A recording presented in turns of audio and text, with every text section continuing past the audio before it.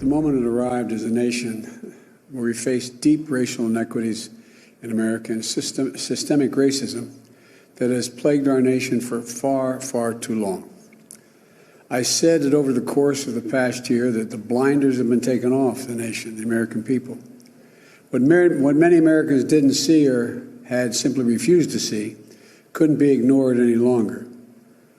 Those 8 minutes and 46 seconds that took George Floyd's life opened the eyes of millions of Americans and millions of people around all over the world.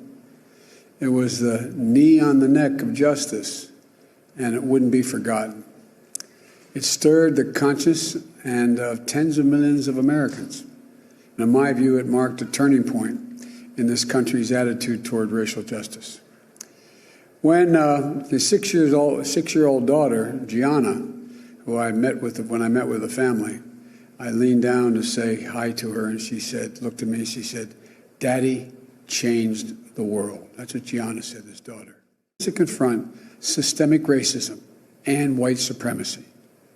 It's just been weeks since all of America witnessed a group of thugs, insurrectionists, a political extremist, and white supremacists violently attack the capital of our democracy. And so now. Hey everyone, welcome to my channel. So how long can you guys listen to this incoherent, rambling idiot before you're literally nauseated? For me, it's about 60 seconds. I try to listen. I'm curious. I want to know what's going on in the new America. I can't do it. What is he doing? Is he trying to ruin America and make it unrecognizable in his first 100 days? Because that's what it seems like. So if you guys didn't see this press conference, I will link it down below, if you have the stomach to watch it. But in Joe Biden's new America, if you are a drug-addicted career criminal, you're now deemed a hero in Joe Biden's new America. But if you are a conservative and you're a peaceful protester and you happen to break a few windows at the Capitol, you're an evil, disgusting terrorist who no longer even has the right to live. Yeah, that's Joe Biden's new America. So I'm going to give you a preview of some of Joe Biden's upcoming executive orders. But first, I have a question. So where was Joe Biden's concern with terrorism when for months upon months our cities were being burned down, police cars being burned down, police stations and courthouses being burned down, businesses being burned down and looted, statues being torn down? The destruction is estimated to be in the millions upon millions. And us, the taxpayers, we're going to pay for it. Yeah, whether we want to or not, we're going to pay for it. So where was his concern then? Well, you're not going to hear about it. You think this is not going on still? It is. Just search here on YouTube, Portland riots. See what they're up to now. They're not going to report on it. They're not going to show you this. They're going to hide it. So this can go on for months and months. The destruction is just, I can't even comprehend the destruction. They will never say anything about it. But if you're a white conservative and you happen to be holding an American flag and you break a few windows, you're a terrorist and you have no right to live anymore. You're disgusting and you should not even be able to walk the streets of America. That's basically what he's saying. How is that possible?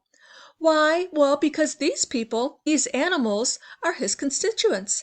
They are the ones that voted him in. So now they get, they get that protection because these are his people. These are Joe Biden's people. But us, Americans, conservatives, we're really actually not allowed to peaceful protest. We're not allowed to do anything. We have zero rights. And you know what, you guys? I'm kind of ashamed because we are half the country. We have a huge voice and we have a lot of power and we're not using it. Well, we tried, look what happened at the Capitol. And ordinarily, no, don't get me wrong, ordinarily what happened at the Capitol, I would not agree with whatsoever. But in comparison, as to what's happened, these pictures that you're seeing every single day, that's just become the norm, what happened at the Capitol was nothing to me. I'm sorry, you don't have to like what I'm about to say, but those people are heroes. They stood up. They stood up for what they thought was right when here I am just using my small channel and my small voice just to complain.